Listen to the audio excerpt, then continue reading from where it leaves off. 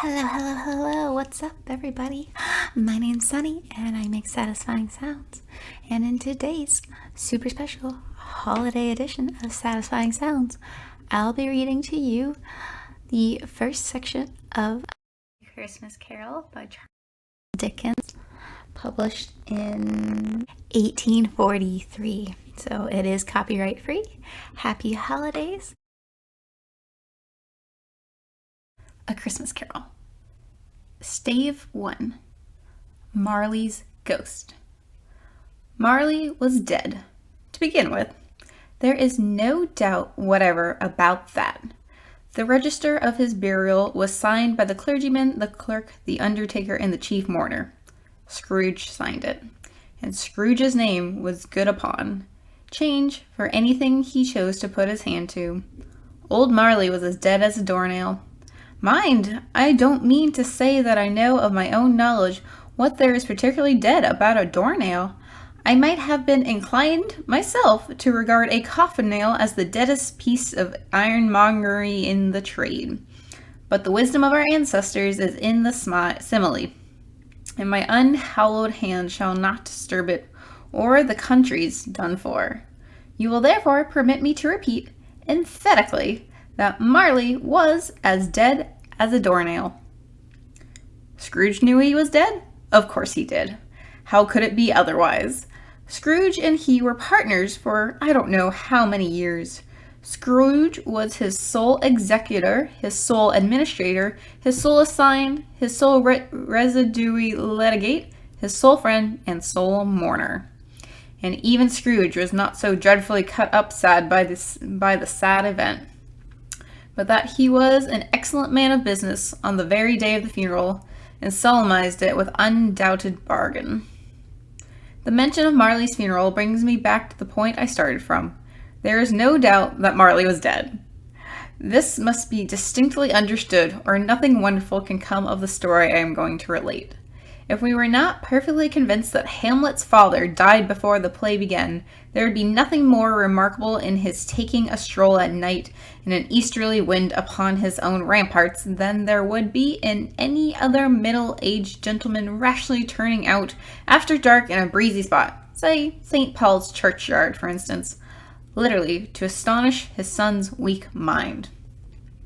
Scrooge never painted out old Marley's name.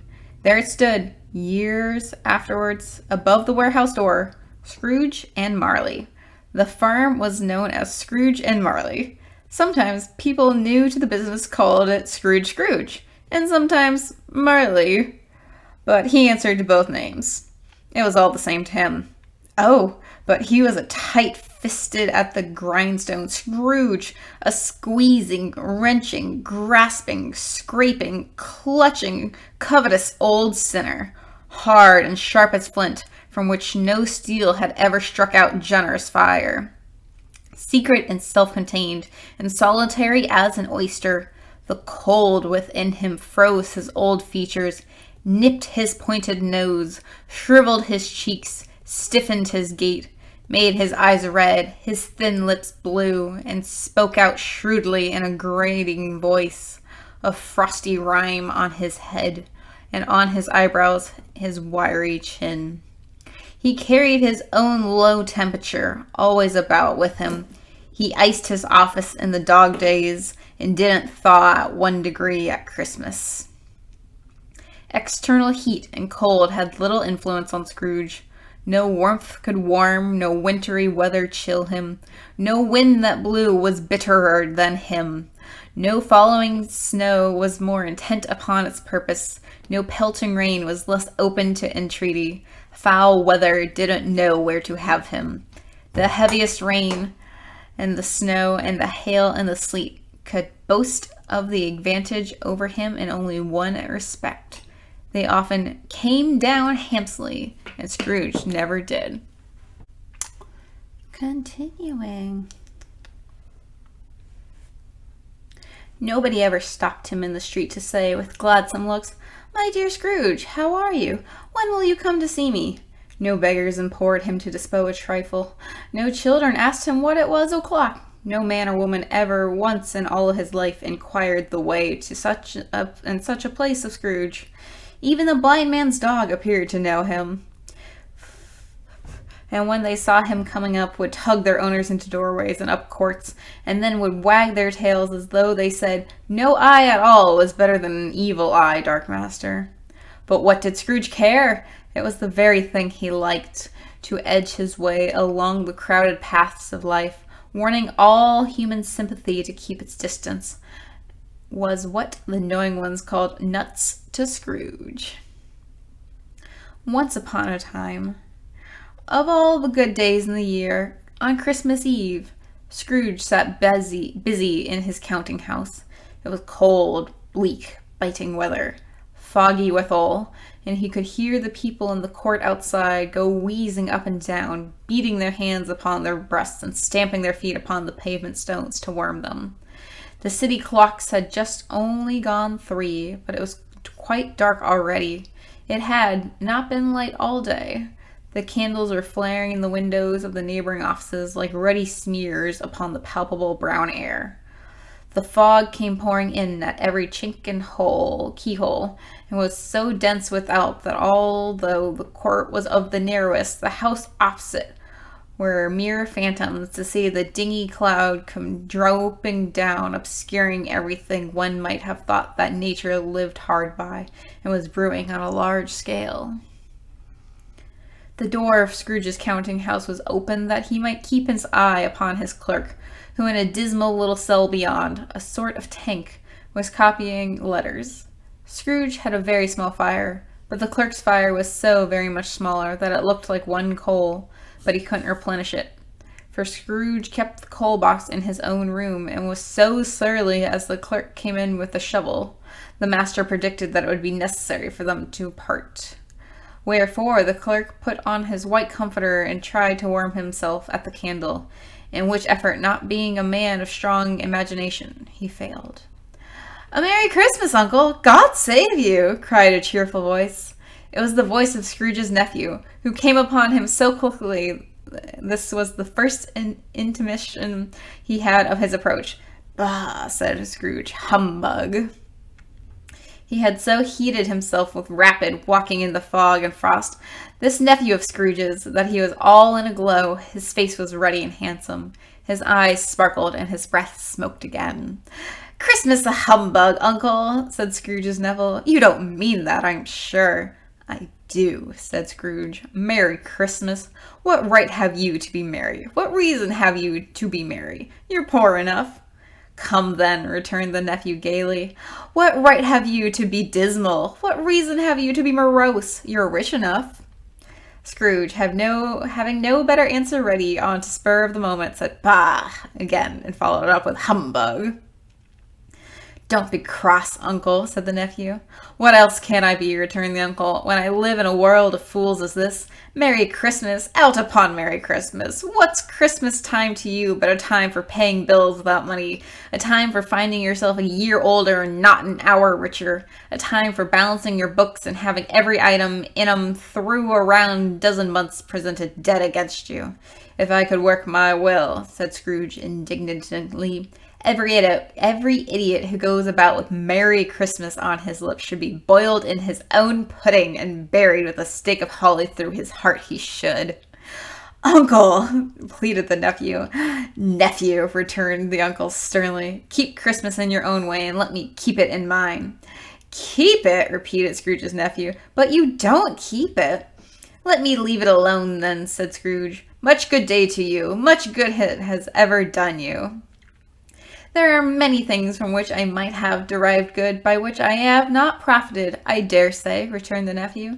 "Christmas among the rest, but I am sure I have always thought of Christmas time when it would come around, apart from the veneration due to its sacred name and origin.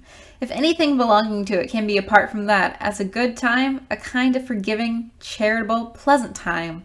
The only time I know of in the long calendar of the year when men and women seem by one consent to open their shut-up hearts freely, and to think of people below them as they really were fellow passengers to the grave, and not another race of creatures bound on other journeys. And therefore, uncle, though it has never put a scrap of gold or silver in my pocket, I believe that it has done me good, and will do me good, and I say, God bless it." The clerk in the tank involuntarily applauded, becoming immediately sensible to the impropriety. He poked the fire and extinguished the last frail spark forever. "Let me hear another round from you," said Scrooge, "and you'll keep your Christmas by losing your situation. You're quite a powerful speaker, sir," he added, turning to his nephew. "I wonder you don't go into Parliament. Don't be angry, uncle. Come, dine with us tomorrow." Scrooge said that he would see him. Yes, indeed he would. He went through the whole length of the expression, and said he would see him in that extremity first. "But why?" cried Scrooge's nephew. "Why?" "Why did you get married?" said Scrooge. "Because I fell in love." "Because you fell in love," growled Scrooge, as if it were the only thing in the world more ridiculous than Merry Christmas. "Good afternoon." "Nay, uncle, but you never came to see me before that happened. Why give it as a reason for not coming now?" "Good afternoon," said Scrooge. "I want nothing from you. I ask nothing of you. Why can we not be friends?" "Good afternoon," said Scrooge. "I am sorry with all my heart to find you so resolute. We have never had any quarrel to which I have been a party, but I have made the trial in homage to Christmas, and I'll keep my Christmas humor to the last. So, a Merry Christmas, uncle." "Good afternoon," said Scrooge. "And a Happy New Year." "Good afternoon," said Scrooge. His nephew left the room without an angry word notwithstanding. He stopped at the outer door to bestow the greetings of the season on the clerk, who, as cold as he was warmer than Scrooge, for he returned them cordially. "There is another fellow," muttered Scrooge, who overheard him. "My clerk, with 15 shillings a week and a wife and a family, talking about a Merry Christmas. I'll retire to Bedlam." This lunatic, in letting Scrooge's nephew out, had let 2 other people in. They were portly gentlemen, pleasant to behold, and now stood with their hats off in Scrooge's office. They had books and papers in their hands and bowed to him. "Scrooge and Marley's, I believe," said one of the gentlemen, referring to his list. "Have I the pleasure of addressing Mr. Scrooge or Mr. Marley?"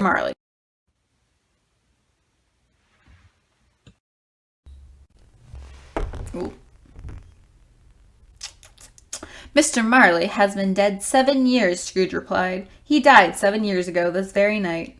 We have no doubt his liberality is well represented by his surviving partner," said the gentleman, presenting his credentials. It certainly was, for they had been 2 kindred spirits. At the ominous word liberality, Scrooge frowned and shook his head and handed the credentials back. "At this festive season of the year, Mr. Scrooge," said the gentleman, taking up a pen, "it is more than usually desirable that we should make some slight provisions for the poor and destitute who suffer greatly at the present time. Many thousands are in want of common necessities. Hundreds of thousands are in want of common comfort, sir." "Are there no prisons?" asked Scrooge. "Plenty of prisons," said the gentleman, laying down the pen again. "And the union workhouses?" demanded Scrooge. "Are they still in operation?" "They are, still," returned the gentleman. "I wish I could say they were not." "The treadmill and the poor law are in full vigor, then," said Scrooge. "Both very busy, sir." "Oh, I was afraid from what you said at first that something had occurred to stop them in their useful course," said Scrooge. "I am very glad to hear it." "Under the impression that they scarcely furnish Christian cheer of mind or body to the multitude," returned the gentleman. "A few of us are endeavoring to raise a fund to buy the poor some meat and drink and means of warmth. We chose this time because it is a time of all others when want is keenly felt and abundance rejoices. What shall I put you down for?" "Nothing," Scrooge replied. "You wish to be anonymous?" "I wish to be left alone," said Scrooge. "Since you ask me what I wish, gentlemen, this is my answer. I don't make merry myself at Christmas, and I can't afford to make idle people merry. I help to support the establishments I have mentioned. They cost enough, and those who are badly off must go there. Many can't go there, and many would rather die." "If they would rather die," said Scrooge, "they had better do it, and decrease the surplus population. Besides me, I don't know that." "But you might know it," observed the gentleman. "It's not my business," Scrooge returned. "It's enough for a man to understand his own business and not interfere with other people's. Mine occupies me constantly. Good afternoon, gentlemen."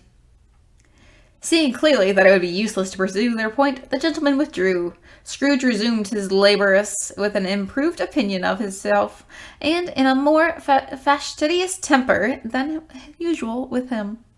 Meanwhile, the fog and darkness thickened so that people ran about with flaring lamps, proffering their services to go before horses and carriages and conduct them on their way. The ancient tower of a church, whose gruff old bell was always peeping silly down at Scrooge out of the Gothic window in the wall, became invisible and struck the hours and quarters in the clouds, with tumultuous vibrations afterwards, as if its teeth were chattering in its frozen head up there. The cold became intense. In the main street at the corner of the court, some laborers were repairing the gas pipes and had lighted a great fire in the brazier, round which a party of ragged men and boys were gathered, warming their hands and winking their eyes before the blaze in rapture.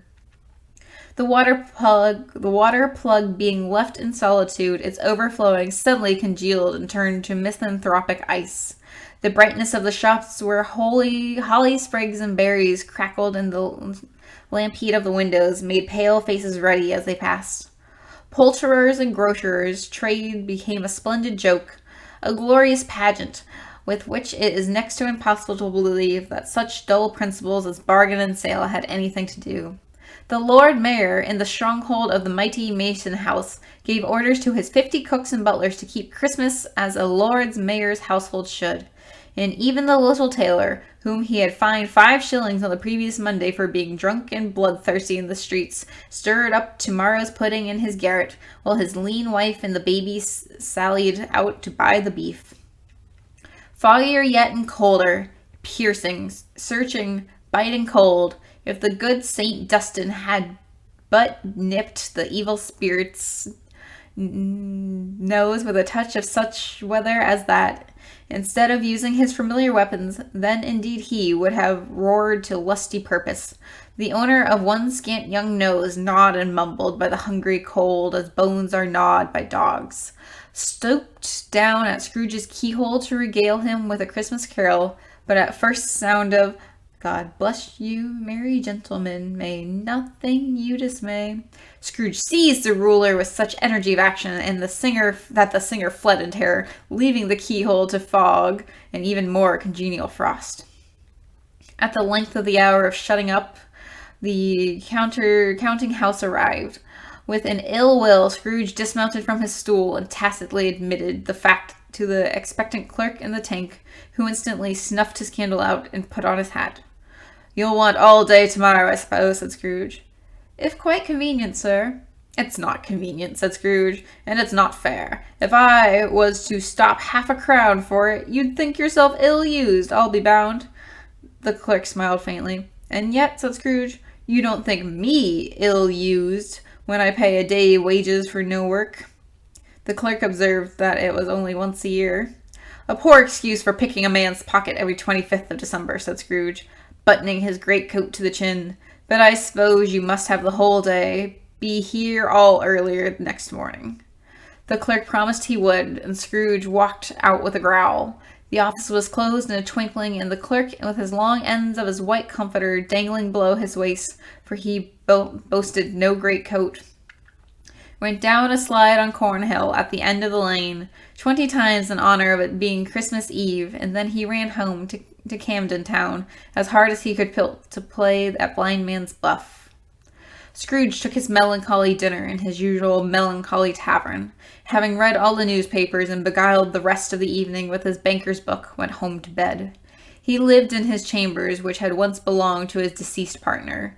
They were a gloomy suite of rooms, and a lowering pile of building up a yard, where it had so little business to be that one could scarcely help fancying it must have been run there when it was a young house, playing at hide-and-seek with other houses, having forgotten the way out again.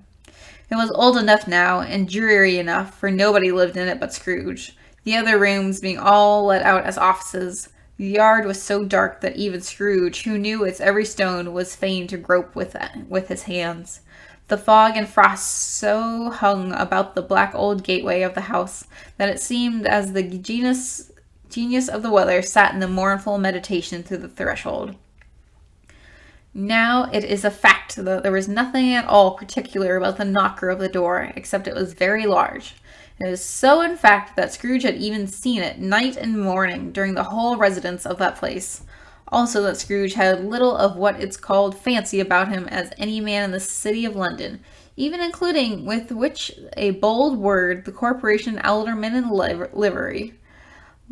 Let it also be borne in mind that Scrooge had not bestowed one thought on Marley since his last mention of his 7 years dead partner that afternoon. And then let any man explain to him, if he can, how it happened that Scrooge, having his key in the lock of the door, saw in the knocker, without its undergoing any immediate process of change, not a knocker, but Marley's face. And we will stop there. Thank you so much for tuning in. If you enjoyed this, make sure you subscribe. Let me know. I can keep going and read more of the book. But so nice to see you. Have a happy holidays. I'm Sunny. I make satisfying sounds. See you next time. Bye.